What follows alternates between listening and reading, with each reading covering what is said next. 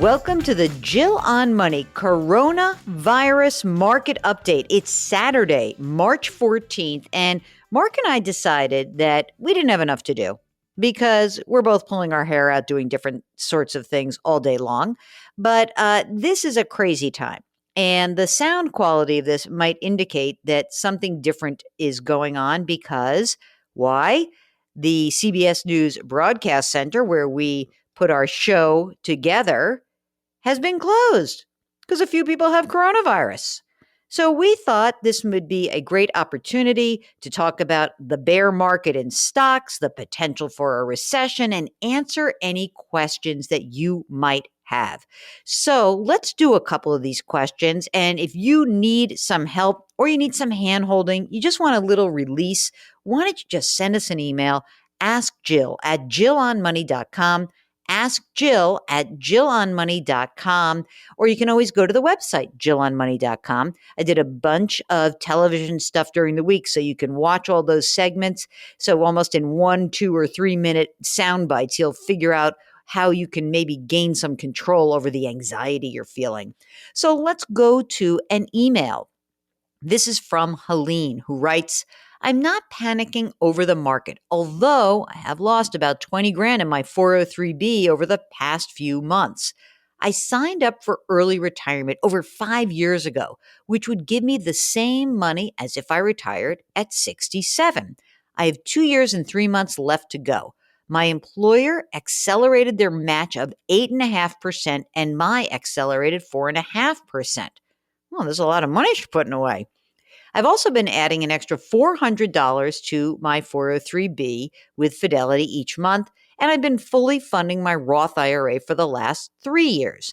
My healthcare has been paid in full over the last 10 years, and I will convert to a supplemental once I sign up for Medicare at age 65. Okay, I think we're getting to the question. Hang on.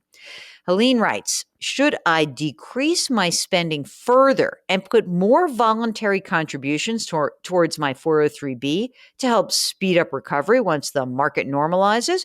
Or should I just work at fully funding my Roth again this year and keep the 403B contributions the same? Or maybe both, which would be tough. I don't want to do tough. Okay. I would appreciate a little bit of clarity in this tough time. The contract for early retirement is set in stone, and I don't regret it. I don't want to work full time after 64 and a half. Okay.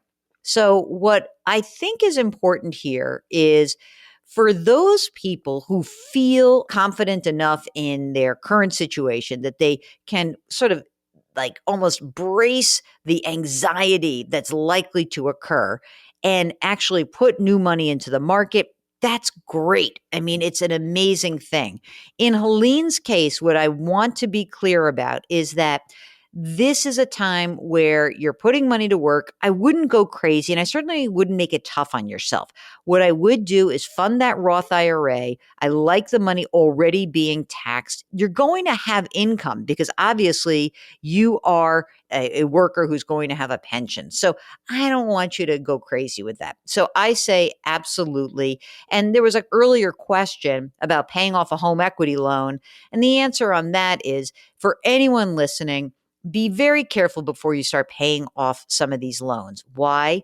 Because this could be a time where you actually might want to refi. So before you start paying things off, be sure to check the rates and then figure out what makes the most sense for you. If you need some help, then I'm absolutely here to help you out. So just let me know. So Helene, I hope that works for you. And gosh, it's kind of cool to get an email, number one, Mark, where we're just talking about what should I do with new money. All right, now here comes another one. This is from Louise, who says, I heard Jill say on a morning show that folks who are older and retired with money should not keep it all in an investment account. She advised that you need to have 3 years of money as a safety net. Did I hear it correctly? No, not 3 years.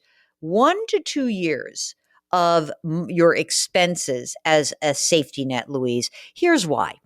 If you have 2 years of expenses that's socked away, you never have to worry about being forced to invade an investment account at the wrong time. What we're trying to prevent is your need to sell perhaps at a price that you really don't want to sell at. So we say 1 to 2 years of your living expenses in a safe emergency reserve fund.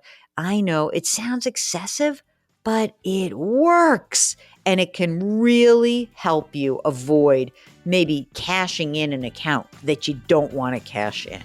Okay, that's it. That's the one for today.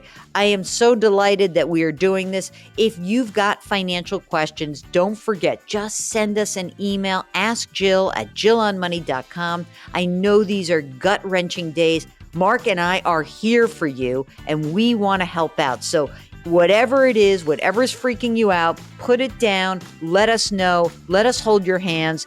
That's what we do so well. Thanks so much for listening. And we're going to be here for you until this crazy ass period is behind us. All right. We'll check in with you tomorrow. Thanks for listening.